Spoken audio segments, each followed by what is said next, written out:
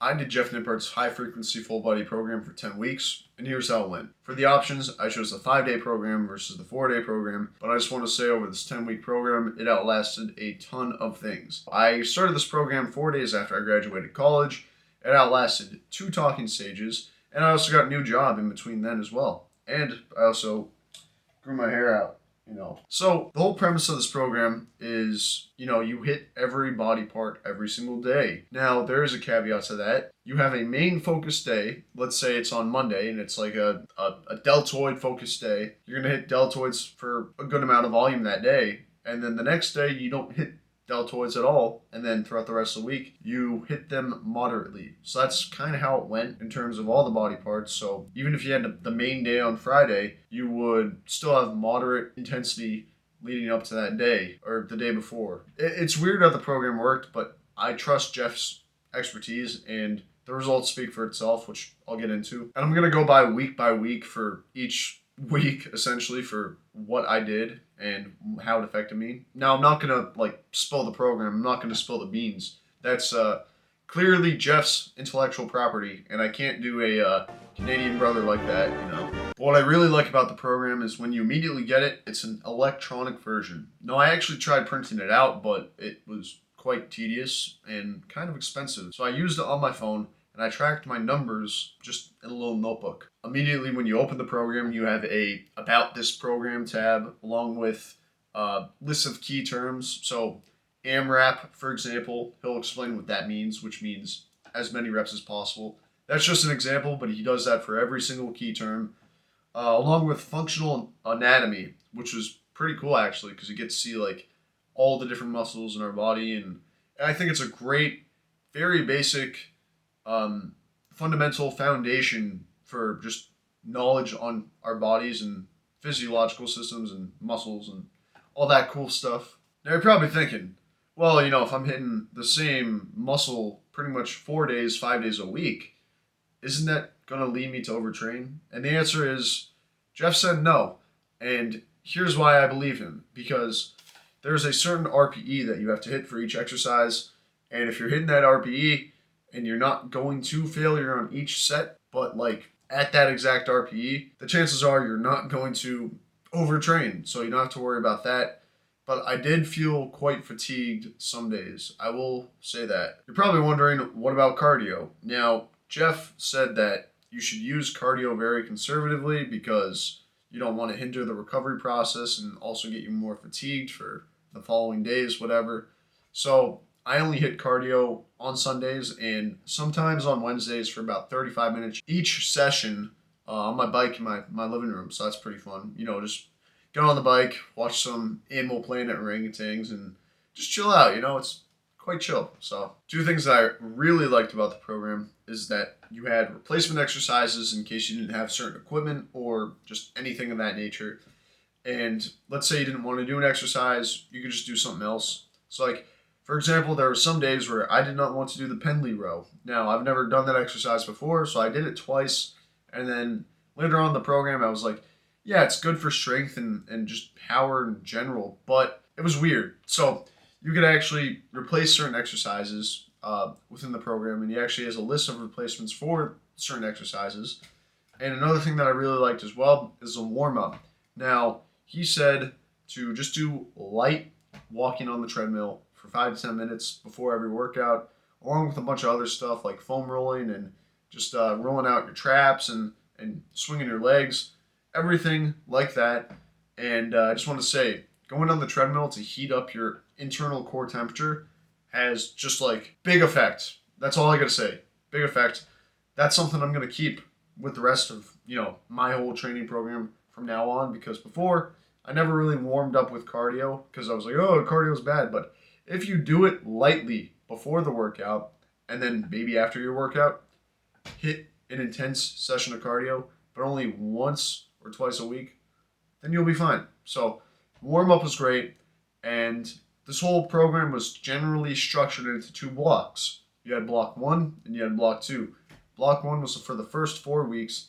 Block 2 was for weeks 5 and after, leading up to a deload week around week 9, and then an AMRAP week around week 10. Now I'm going off notes. I'm not going off the top of my head because I was more coherent when I wrote these in terms of being able to describe how each week went.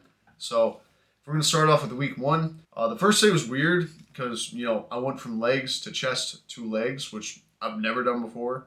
I kind of felt like, a gymnastic freak, which was pretty fun actually. Overall, the week was light to ensure good form and good acclimation to the program. Right, like Jeff said, I got sore. I really got sore the first week and the second week, and it also introduced a lot of barbell. So there were some exercises that I've never really touched before because I was very keen on doing the dumbbell exercise version of it, like overhead press with the barbell. I just did shoulder press before, or even Arnold press to get that deeper range. Moving on to week two, it was also moderate RPE. I also ended up very sore. And week three was very similar, except I did not end up being sore. It was the same similar training structure to week two in terms of RPE, except around this week, I actually started to notice the way that he had the program structured. So on Mondays, Wednesdays, and Fridays, it was like moderate volume, but Tuesdays and Thursdays, there was a ton. There was a ton of stuff. Week four, RPE ramped up and it started to get intense. Week five was the start of block two, so there was a bunch of switch up in different exercises. Introduced top sets to some compounds, and we started out with lower RPE, so round 7 for week five. Week six was similar to week five in terms of, you had some top sets and was also similar with the RPE, introduction of new exercises that we had the week before. Week 7 was also similar to week 5 and 6, but the RPE ramped up, and week 8 was the same as week 7, except I PR'd twice here, which I'll explain that in a bit, which the way that he had some of these sets was weird because each week he would change the amount of reps and sets for each compound in terms of bench, squat, deadlifts, overhead press, which is actually really cool because you actually were able to test your strength out and get stronger and also just like recover in a sense, because if you're constantly hitting heavy loads each week, you're not going to recover as much and get stronger. It's going to be harder because you're going to be more fatigued and your CNS is going to be more taxed. Week 9, it was a deload. The RPE was down a ton. And week 10, we had a bunch of AMRAPs for our compounds. So as many reps as possible at a target RPE.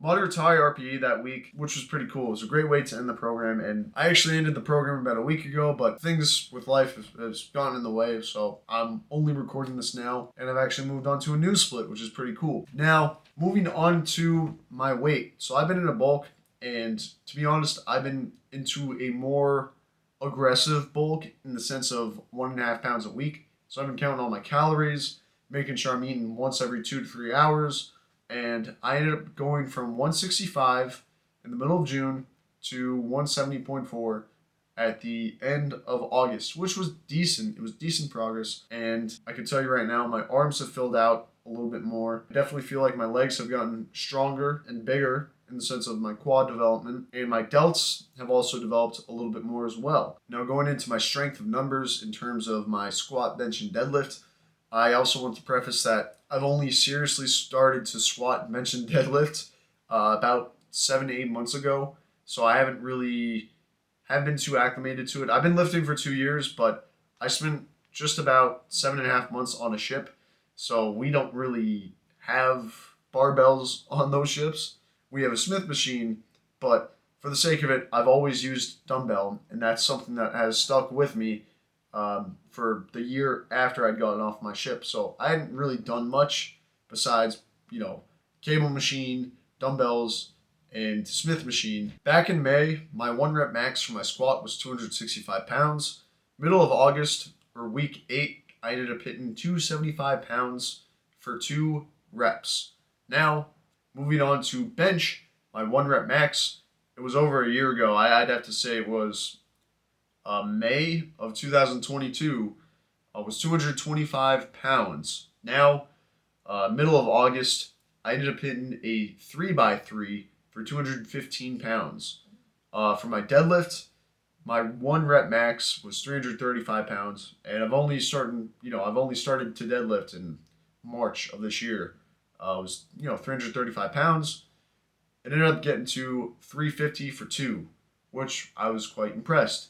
And I just also want to preface that 335, I used straps and also did a little bit of sumo, I believe. I can't remember at the top of my head, but I can tell you right now, I hit the 350 without straps and in conventional form. Should you get this program? Well, it's a gray area.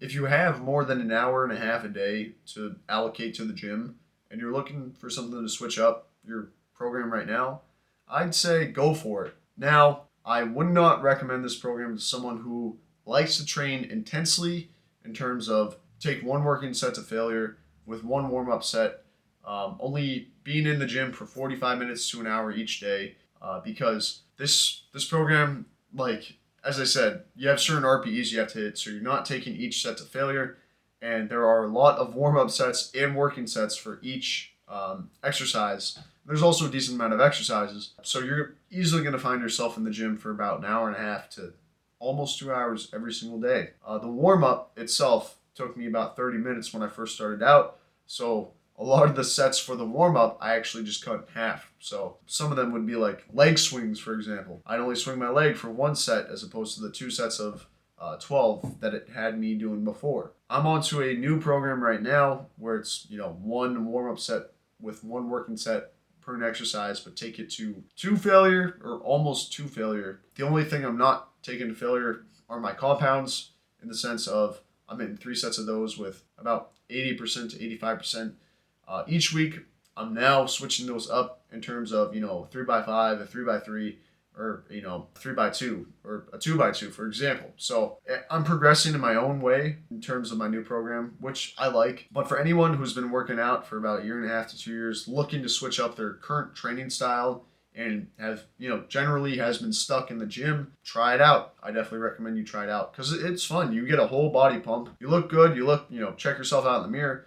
And you will get stronger, I will tell you that, if you implement these correctly. I do think that I could have seen more progress if I'd gotten more sleep. Sleep is a big thing for me.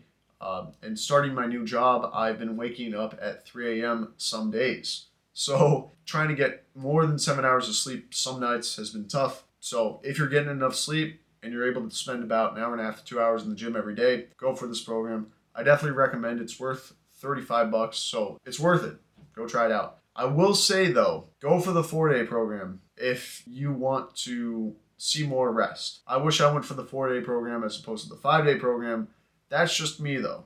So if you have 5 days to spend in the gym, go for it. It's all up to you. Hopefully, you got a lot from this video. I definitely recommend you go check out some of my other videos and check out some of Jeff Nippard's videos because he knows what he's talking about. He's very, very freaking smart. And I appreciate your time and thank you for watching.